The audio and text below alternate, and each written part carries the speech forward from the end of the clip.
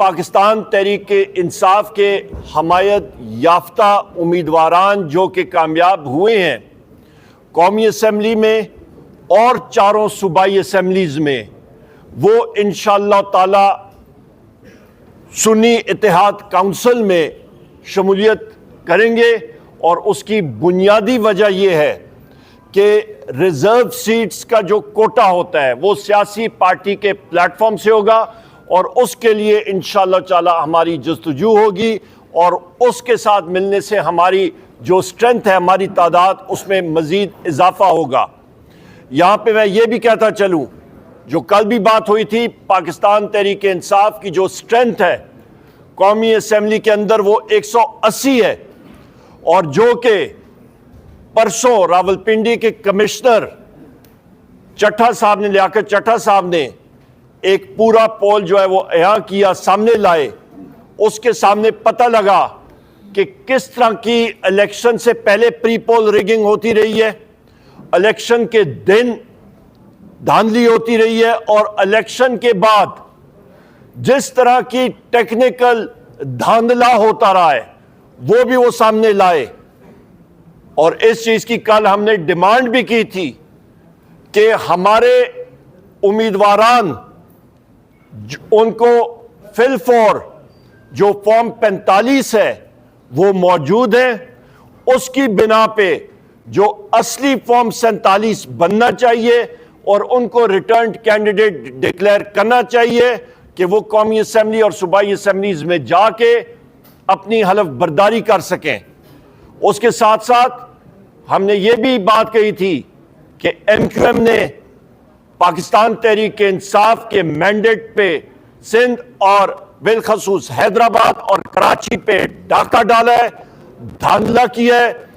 पेशावर की 7-8 सीटें हमारी जो है वहां पे डेप्यूटी कमिश्नर पेशावर और उनके एहलकारान और पुलिस के अफसरान वो भी मुलव्वस हैं उस धांधली में। इसी तरह मैरियट होटल में हमारे 80 से ज्यादा वो साथी जिनको धांधली के जरिए उनके फॉर्म 47 तब्दील किए गए, उन्होंने अपने शवाहिद सामने रखे, उसको इमीडिएट फिल फॉर रिवर्स करना चाहिए और उनको रिटर्न कैंडिडेट डिक्लेयर करना चाहिए।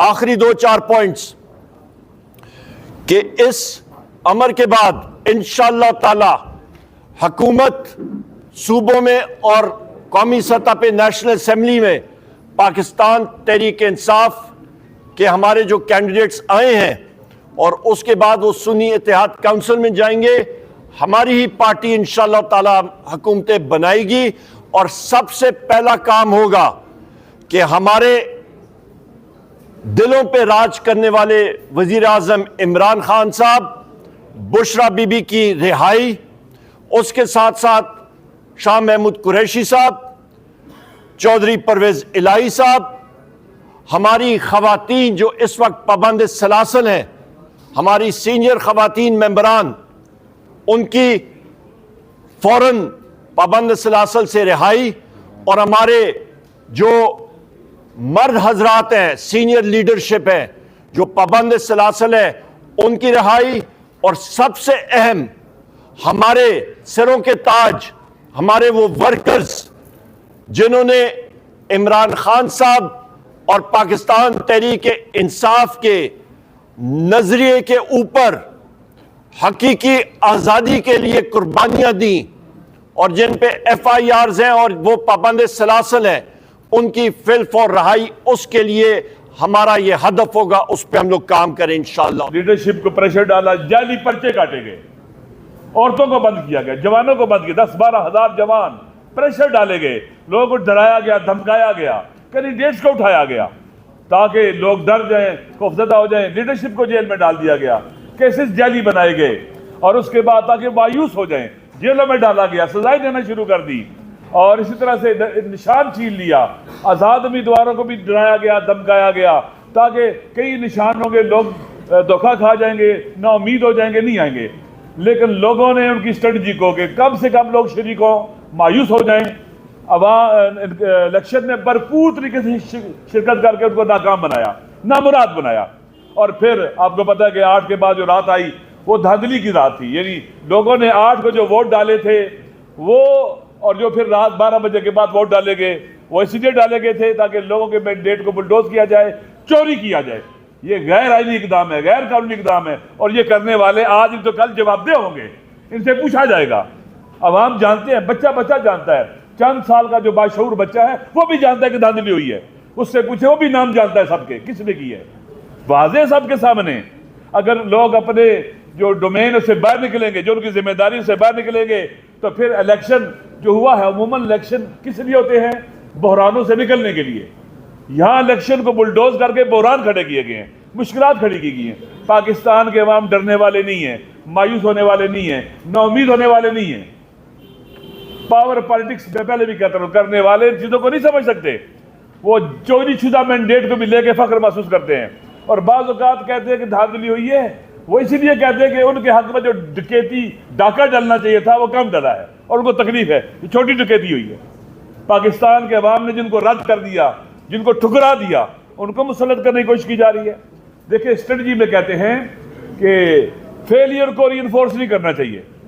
इन्होंने एक स्टेबल गवर्नमेंट को गिरा कर पीडीएम की शक्ल में एक फेलियर को रीइंफोर्स किया, स्ट्रेटजी गलती थी, शिकस्त खाई। अब फिर दोबारा फेलियर को रीइंफोर्स कर रहे हैं, बदतरीन शिकस्त खाएंगे और रुसवा होंगे। लिहाजा हम जैसे खान साहब बाहर थे, हम इकट्ठे थे, हम इकट्ठे हैं, हम उनकी औलाद हैं जिन्होंने पाकिस्तान बनाया था। हम फिरकावारियत फैलाने वालों को कभी भी कामयाब नहीं होने देंगे। हम पीटीआई पर कभी बोझ नहीं बनेंगे, बोझ उठाने वाले बनेंगे, साथ देने वाले बनेंगे। हम नेशन बिल्डिंग की तरफ जा रहे हैं, एक ऐसी कौम जिसमें तमाम मसालिक हो, मुस्लिम हो, गैर मुस्लिम हो, तमाम अक़वाम हो। वो सिर्फ और सिर्फ पाकिस्तान में नेशन बिल्डिंग का काम इमरान खान कर सकता है और कोई नहीं कर सकता। 80-90% लोग कहाँ खड़े हैं? खान साहब के साथ खड़े हैं, उस बयानिए पर खड़े जो उन्होंने दिया कि हमें गुलामी कबूल नहीं है, आज़ाद खारजा पॉलिसी, दाखिली खुद मुख्तारी, अपनी ज़मीन अड्डों पर नहीं देंगे, एब्सोल्युटली नॉट कहा है उनको, और फैसले खुद करेंगे, डिक्टेट नहीं होंगे। ये वो बयानिया है जो पाकिस्तान के अवाम इसको मानते हैं। ये शरीफ गैरतमंद लोगों का और करीम लोगों का बयानिया है, पाकिस्तान के बेवफा बेटों का बयानिया है। इंशाअल्लाह हम इसी तरह से आगे बढ़ेंगे जैसे पाकिस्तान बनाते वक्त इकट्ठे थे, अब पाकिस्तान को बचाने का मरहला है, हम इकट्ठे होंगे, हाथों में हाथ देंगे। हमारा आपस में बहुत एतमाद है, बहुत ट्रस्ट है। आप यकीन कर लें कि जो हमें जानते हैं उन्हें पता है कि हमारी कितनी दोस्ती हैं आपस में, हमारे तो घर एक हैं। लिहाजा इंशाअल्लाह अज़ीज़ ये बहुत अच्छा फैसला है। मेरी खुद ये राय थी, ऐसे ही होना चाहिए। मैंने खुद कहा है कि साहबजादा हामिद रजा साहब सुन्नी इत्तेहाद कौंसिल के सरबराह हैं, बेहतरीन ऑप्शन वही है। और हम उसमें है कि हमें किसी किस्म का कोई क्या उसे कहते हैं कि वो क्या उसे कहते हैं कि तहफ़्फ़ुज़ नहीं है, खुशी है, यकीन कर लें आप। हम एक है, ना फर्क हो सकते हैं, हम हैं ही एक। लिहाजा बहुत ज़बरदस्त है। इस मुश्किल मरहले में हम पीटीआई के लिए साथ हैं। मैंने पहले भी कहा, खान साहब जिस बड़े काज को लेके चले हैं, जिसमें नेशन बिल्डिंग भी होगी, गवर्नमेंट बिल्डिंग भी होगी, कंट्री बिल्डिंग भी होगी, वतन को बचाने की तहरीक है। हम वतन के लिए जान दे सकते हैं, इस रास्ते में खून अपना दे सकते हैं। हम पीछे नहीं हटेंगे और ताकतवर तरीके से आगे बढ़ेंगे और हर फोरम पर ही जंग लड़ेंगे। जो जेलों में डाले हुए हैं ये बेगुनाह है, झूठे और जाली पर्चे हैं। चाहे वो कई हज़ार जवान जो जेलों में बंद हैं, चाहे वो लीडरशिप जो जेलों में बंद है, चाहे खान साहब हैं, घटिया तरीके से आपने FIR काटी हैं और ये नहीं होना चाहिए था। आप घरों में घुसे हो, शर्म आनी चाहिए।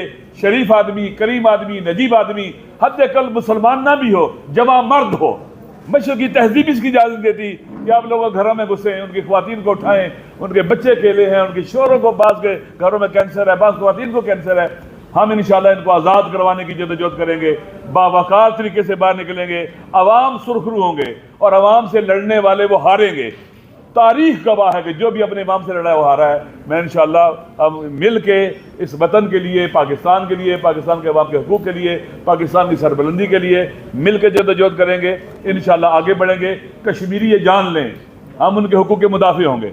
पाकिस्तान के हारी, मजदूर, मजलूम जो भी है पाकिस्तान में, जिसको हुकूक नहीं मिले, हम उनके तर्जुमान होंगे और इंशाअल्लाह अज़ीज़ खूबसूरत पाकिस्तान बनाएंगे। खूबसूरत गुलदस्ता बनेगा मुख्तलिफ अक़वाम का, लिसानियात का, मज़ाहिब का और मसाले का इंशाअल्लाह। और फ़कत यहीं हो सकता है और कहीं नहीं हो सकता। इंशाअल्लाह पाकिस्तान जीतेगा, पाकिस्तान के अवाम जीतेंगे, हम सब जीतेंगे और वो हारेंगे जो पाकिस्तान को डुबोने वाले हैं, पाकिस्तान की कश्ती में सुराख करने वाले हैं। वो हारेंगे, हार उनका मुकद्दर है, उनके चेहरों पर लिखा हुआ है। 8 फरवरी को भी हारेंगे, आइंदा भी वो हारते रहेंगे इंशाअल्लाह। मैं फिर आप सबको का शुक्रिया अदा करता हूँ, आप तशरीफ लाएं और हम जब तक जिंदा हैं हम खान साहब के साथ हैं इस बयानिए पर, और इंशाअल्लाह इससे एक कदम भी पीछे नहीं हटेंगे। अस्सलाम वालेकुम। एक सेकंड।